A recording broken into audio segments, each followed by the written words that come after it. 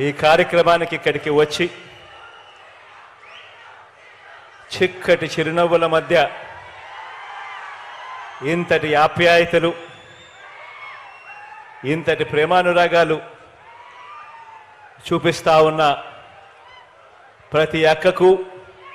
ప్రతి చెల్లెమ్మకు, ప్రతి అవ్వకు, ప్రతి తాతకు, ప్రతి సోదరుడికి, ప్రతి స్నేహితుడికి, మీ అందరికీ కూడా ముందుగా హృదయపూర్వకంగా రెండు చేతులు జోడించి పేరు పేరున ఒకవైపున కృతజ్ఞతలు తెలుపుకుంటూ మరోవైపున అభినందనలు కూడా తెలియచేస్తా ఉన్నాను. దేవుడి దయ, ప్రజలందరి చల్లని దీవెనలతో ఈరోజు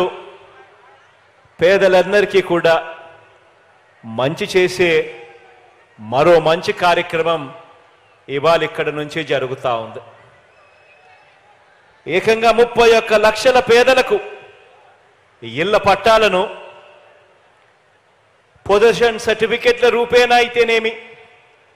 అన్డివైడెడ్ షేర్ ఫ్లాట్ల రూపేణా ఇచ్చే కార్యక్రమం అయితేనేమి, డి పట్టాల రూపేణా ఇచ్చే కార్యక్రమం అయితేనేమి, దేశ చరిత్రలో తొలిసారిగా ఈ రకంగా 31 లక్షల పేదలకు మంచి జరిగిస్తూ ఈరోజు ఆ పేదలకు, ఆ అక్క చెల్లెమ్మలకు ఇచ్చిన డి పట్టాలను సైతం రిజిస్ట్రేషన్ చేసి ఆ అక్క చెల్లెమ్మల చేతుల్లో పెడతా ఉండే మరో మంచి కార్యక్రమం ఈరోజు ఒంగోలు నుంచి ఇక్కడే జరుగుతూ ఉంది అని చెప్పడానికి సంతోషపడతా ఉన్నా.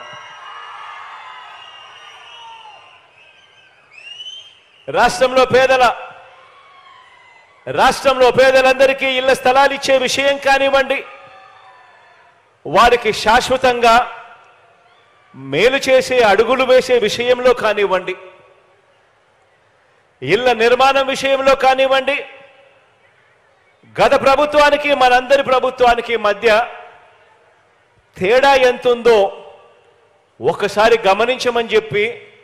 మీ అందరితోనూ కూడా కోరుకుంటూ మీ అందరి సమక్షంలో కొన్ని విషయాలు మీ అందరి ముందు ఉంచదలుచుకున్నాను. ఈరోజు మనం చేసే ప్రతి పని, ఈ 58 నెలల కాలంలో వేసిన ప్రతి అడుగు పేదల జీవితాలు మారాలి, వారి బ్రతుకులు మారాలి,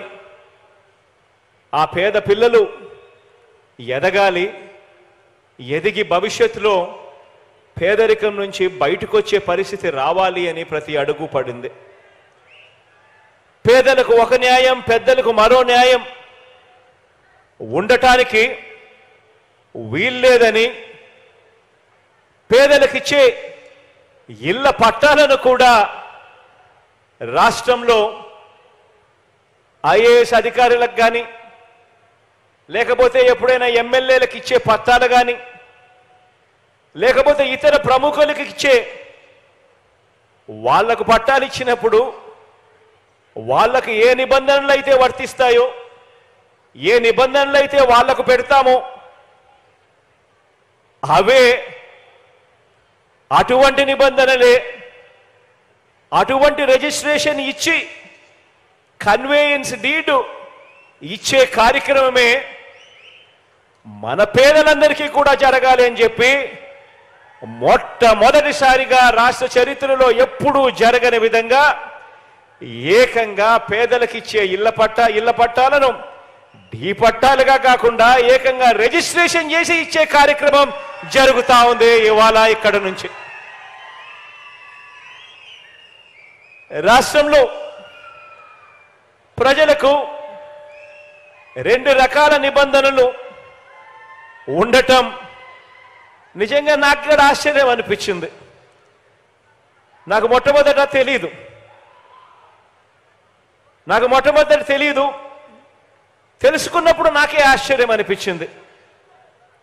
ఏ రాష్ట్రానికైనా కూడా ఈ రకంగా రెండు రకాల నిబంధనలు ఉండడం, పేదలకు ఒక రకమైన నిబంధనలు, పెద్దలకు ఇంకొక రకమైన